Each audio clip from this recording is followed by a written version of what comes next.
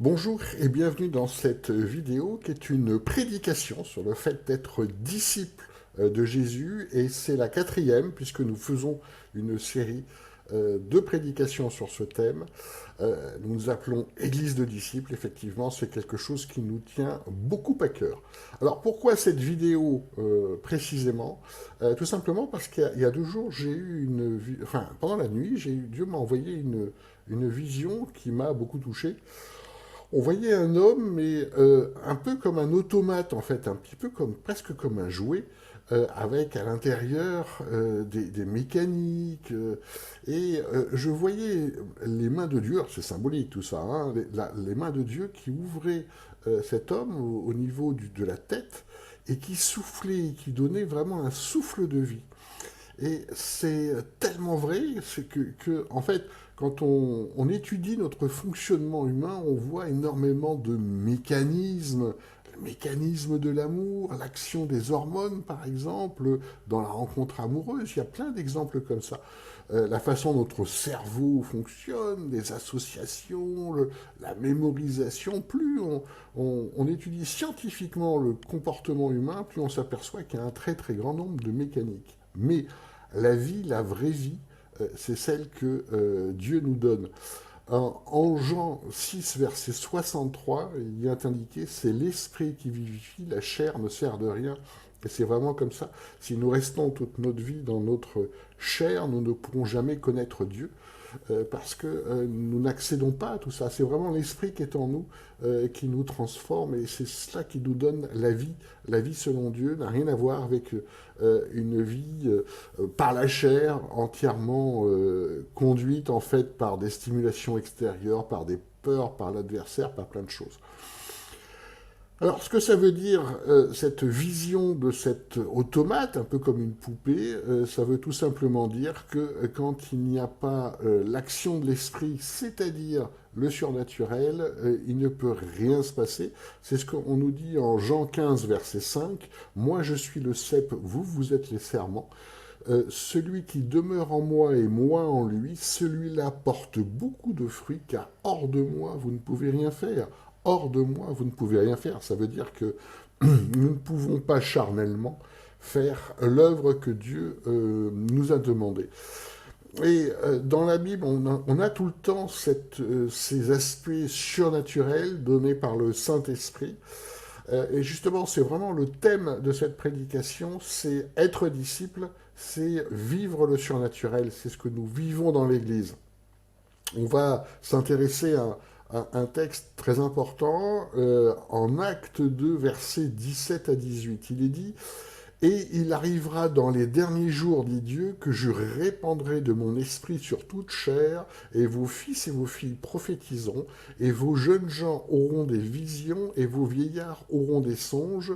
Oui, sur mes serviteurs et sur mes servantes, dans ces jours-là, je répandrai de mon esprit, et ils prophétiseront.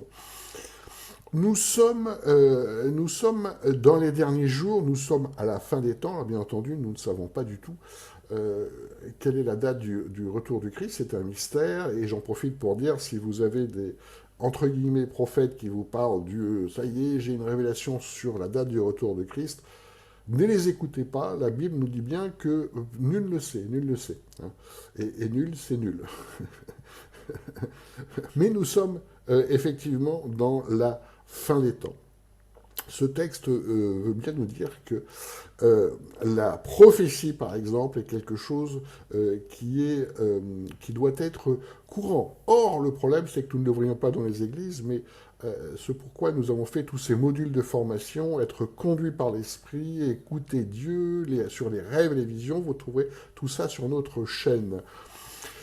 Clairement, être disciple, c'est vivre le surnaturel. On l'a en Luc, Luc 9, verset 1. Or, ayant assemblé les 12, il leur donna puissance et autorité sur tous les démons et le pouvoir de guérir les maladies. Voilà. Les 12 apôtres, donc disciples qui sont devenus apôtres, ne pouvaient pas travailler sans le surnaturel donné par le Saint-Esprit. Pourquoi? Parce qu'ils n'auraient jamais pu faire l'œuvre de Dieu et ils auraient instantanément été détruits par les démons et toutes les difficultés. Ça veut bien dire que tout ce qui est guérison, le fait de chasser les démons, de prophétiser, pour prendre trois exemples simples, ça ne peut être fait que par le surnaturel, d'où l'importance du surnaturel dans une vie de disciple.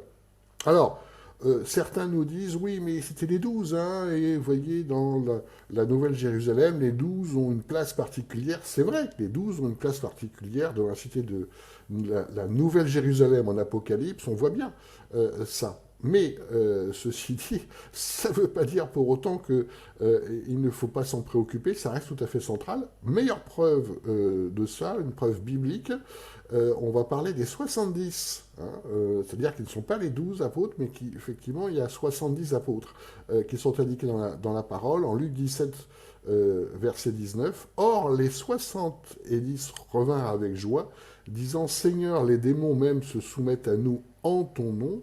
Et il leur dit, je voyais Satan tomber du ciel comme un éclair. Voici, je vous ai donné le pouvoir de marcher sur les serpents et sur les scorpions, sur toute la puissance de l'ennemi, et rien ne vous nuira. Là, on est dans la protection spirituelle démoniaque, mais vous le voyez bien. Vous ne pouvez faire tout ça qu'à partir du moment où la manifestation du Saint-Esprit, surnaturelle donc, est très présente. C'est-à-dire qu'encore une fois, un disciple se définit par l'action du surnaturel. Et dans une église, on arrive à un stade de maturité quand les dons spirituels sont vraiment à l'œuvre, c'est-à-dire quand dans les dons spirituels, le plus souvent, on parle de surnaturel, hein, notamment en tous les dons de puissance. Remarquez que nous ne voyons pas cela dans les églises actuelles, ou alors c'est du fake. Hein, du fake, vous connaissez le terme internet, ça veut dire que on fait semblant, on fait comme si. Hein, on fait comme si, mais ça ne marche pas du tout. J'ai vu il y a quelque temps, comme ça, dans une église que je ne vais pas citer, hein, qui est une église très connue, active d'ailleurs, hein, qui fait de bonnes choses au Canada, une grosse église qui, qui avance d'ailleurs, c'est une bonne chose, et ils étaient en plein avancissement. Alors celui qui est à la tête de cette église se dit apôtre, très franchement, il n'a pas du tout cette puissance spirituelle, mais enfin, il est convaincu de ça. Bon, ok. Et j'ai vu que dans un culte qui n'était pas en vidéo d'ailleurs, mais qui était en live, il avait invité un, entre guillemets, prophète. Alors, moi, je veux bien tout. J'ai écouté ce gars-là, je n'ai absolument rien vu de prophétique. J'ai écouté d'autres vidéos, je ne ressentais pas du tout ce que j'entends, ce que je ressens quand j'entends un prophète qui parle. C'est quoi le problème? Ben, le problème, c'est que en fait, il arrivait juste pour passer de la pommade au responsable. Il a dit, il voyait bien la situation. C'était connu leur église, il y avait des gros investissements, et le responsable avait déjà eu des messages, ce qui est très bien, hein, sur le fait qu'il n'y aurait pas eu de dette, l'argent serait financé, etc. Et lui, il venait juste se dire, moi, Dieu m'a dit ça. Donc Dieu, en fait, lui a dit la même chose que ce que tout le monde voit sur YouTube. Ça pose un problème, et qu'est-ce qu'il fait là exactement? Il a dit, Dieu m'a dit, apôtre pour toi. Donc le gars était très content. Oui, bah, enfin, ça fait quand même des années qu'il proclame être apôtre. Donc qu'est-ce que ça change? Et Dieu m'a dit qu'il n'y aurait pas de dette et des financements. C'est bien gentil, mais les financements étaient déjà là par rapport à ça. Donc encore une fois, qu'est-ce que ça change? Et quelle est la différence entre ce qu'il dit là, sauf qu'il rajoute Dieu m'a dit, et le fait de regarder sur YouTube et de savoir ça et de confirmer en fait ce qu'il venait faire là? Ben, il venait en fait développer son notoriété, hein, puisque après, dans les années futures, il savait très bien que le responsable de l'Église dirait ça a été confirmé par le prophète machin. Donc ça veut dire que le prophète machin est un vrai prophète déjà. Ça pose un problème. Donc dans le prophétique, on peut parfaitement faire du fake, hein, ça n'a rien de compliqué par rapport à ça. Il n'y a qu'à voir toutes les vidéos de entre guillemets prophètes africains. Vous allez voir, c'est un festival de n'importe quoi. Oh, et on le voit dans les églises, hein, dans nos églises également. Euh, le... Je me souviens d'un pasteur qui était énormément dans la chair par rapport à ça. Et à un moment donné, il avait fait une prédication qui avait un gros succès. J'ai entendu parler, mais le problème, c'est que j'ai vu la vidéo et j'ai bien vu ce qu'il fait. Il a commencé à arriver en disant Dieu m'a dit, et j'ai donc changé mon message. Et alors j'ai écouté ce qu'il avait à dire, et instantanément, je me suis dit non, ça c'est strictement humain ton truc. C'est-à-dire qu'en te rasant ce matin, tu as tout d'un coup eu une pensée et tu as changé ta prédication. Mais ta pensée, c'est pas Dieu, hein, c'est juste ta pensée à toi. Mais le fait qu'ils disent Dieu m'a, voilà, j'ai changé ma prédication, ça a impressionné l'Église, il a gagné un an de notoriété parce que tout le monde s'est dit ah la vache, il suit vraiment Dieu, hein, le gars, regarde, il change sa prédication. Simplement, il a changé d'idée, mais c'est parfaitement passé. Moi, j'ai écouté des témoignages de personnes de cette Église qui me disent ah tu te rends compte, il a changé sa prédication, etc. Et après, à partir où il y a du monde dans une église, quel que soit en fait le texte biblique que vous citez dans une prédication, ça va toujours parler au moins de quelques personnes qui vont pouvoir faire une confirmation en disant Dieu m'a parlé par le texte. Oui, le texte c'est bien, mais ça ne veut pas dire que c'est ce que vous faites est forcément prophétique. Vous voyez, le fait le fait qu'en fait est assez facile par rapport à ça. Donc revenons sur nos sujets, c'est-à-dire le spirituel.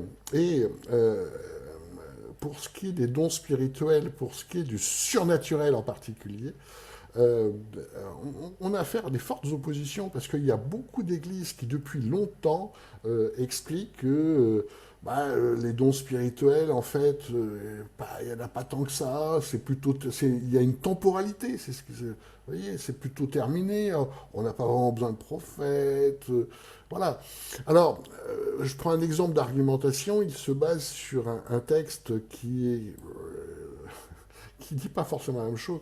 C'est le fameux texte sur l'amour, sur la charité. En 1 Corinthiens 13, versets 9 à 13, on va le lire.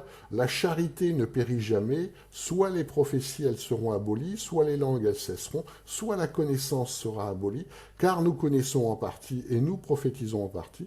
Mais quand la perfection sera venue et qui en partie sera abolie, quand je parlais comme un enfant, je pensais comme un enfant, je raisonnais comme un enfant, mais lorsque je suis devenu homme, j'ai aboli ce qui était de l'enfant, car maintenant nous voyons dans un miroir obscurément, mais quand nous verrons face à face, maintenant je connais en partie, mais alors je connaîtrai comme j'ai été aussi connu. Maintenant donc ces trois choses demeurent, la foi, l'espérance et la charité, mais la plus grande est la charité.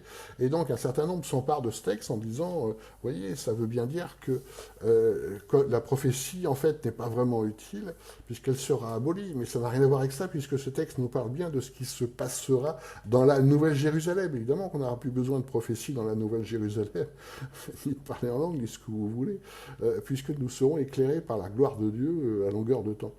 C'est logique par rapport à ça. C'est ce que le texte nous annonce là. Hein. Aussi, il y a une mauvaise compréhension car nous connaissons en partie et nous prophétisons en partie. C'est tout à fait vrai. C'est-à-dire que quand vous êtes dans le ministère prophétique, vous connaissez une partie du plan de Dieu, mais pas tout. Hein. Dieu, c'est Dieu, vous, c'est vous. Par rapport à ça, nous prophétisons en partie absolument. Hein. Dieu ne va pas tout vous révéler parce que vous n'êtes qu'un homme. Alors, donc, c'est un exemple d'argumentation, et j'ai relevé une argumentation, en fait, contre le surnaturel dans l'Église.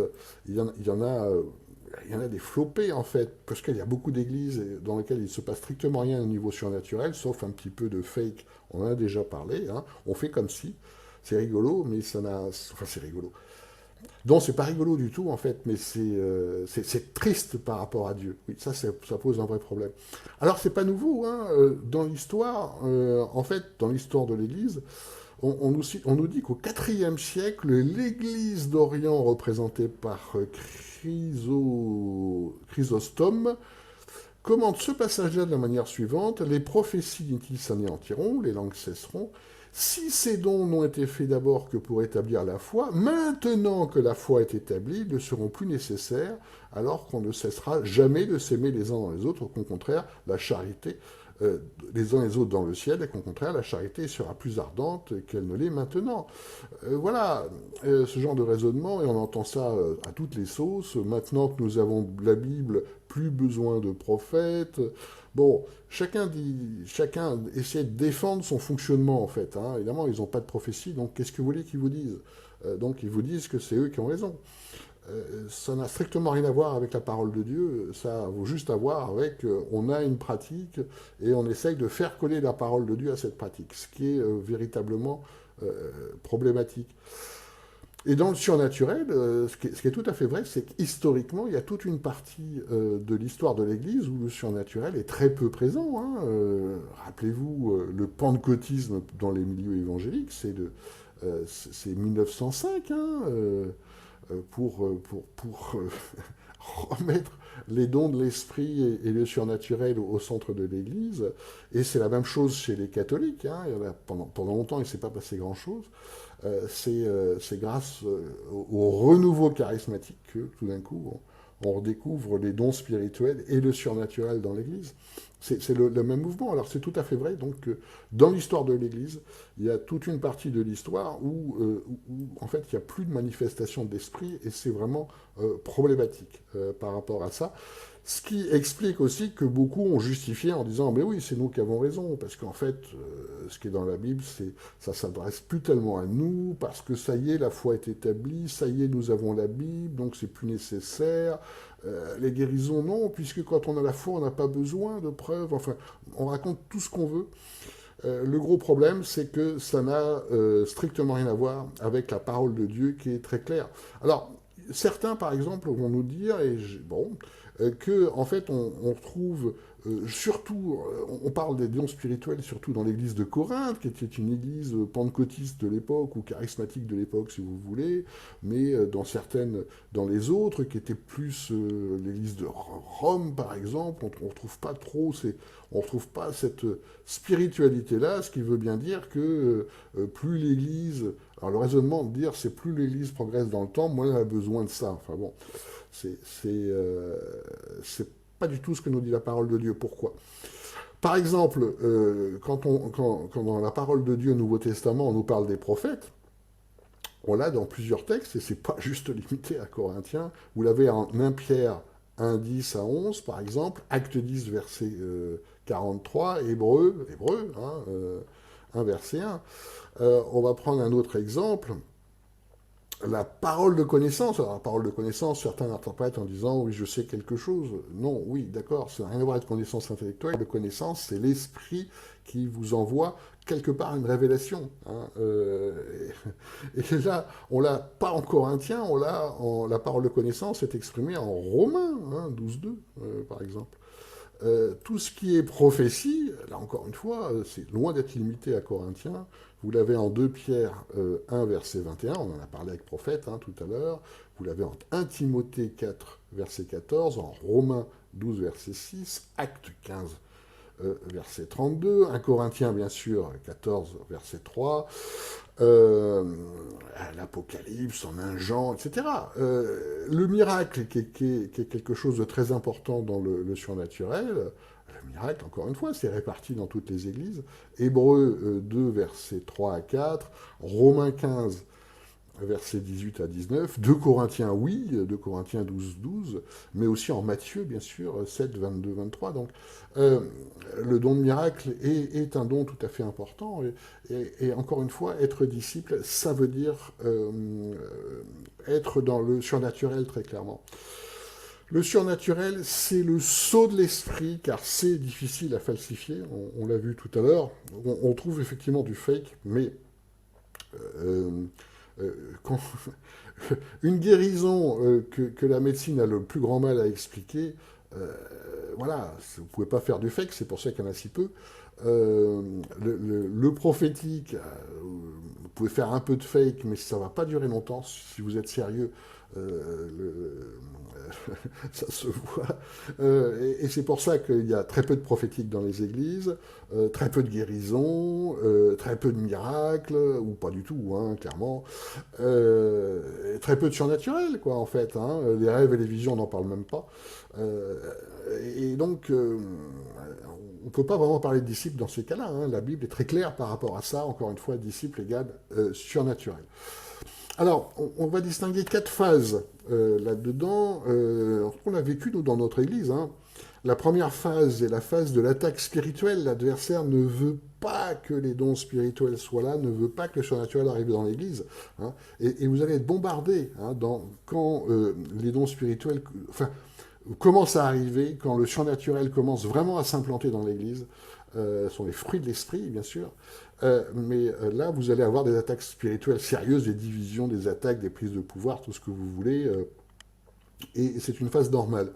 La deuxième phase que j'ai pu identifier dans l'Église, c'est une phase des forteresses spirituelles. C'est pour que le surnaturel soit là, il faut vraiment éclater les forteresses spirituelles de plusieurs personnes, de chacun, qui va s'opposer en fait à la connaissance de Dieu. Les forteresses spirituelles, vous le retrouverez dans notre formation sur les chutes spirituelles, par exemple, tous les raisonnements qui fait que la personne va aller dans le sens de la chair, mais pas aller dans le sens de l'esprit. Et ça, c'est un combat important dans l'Église.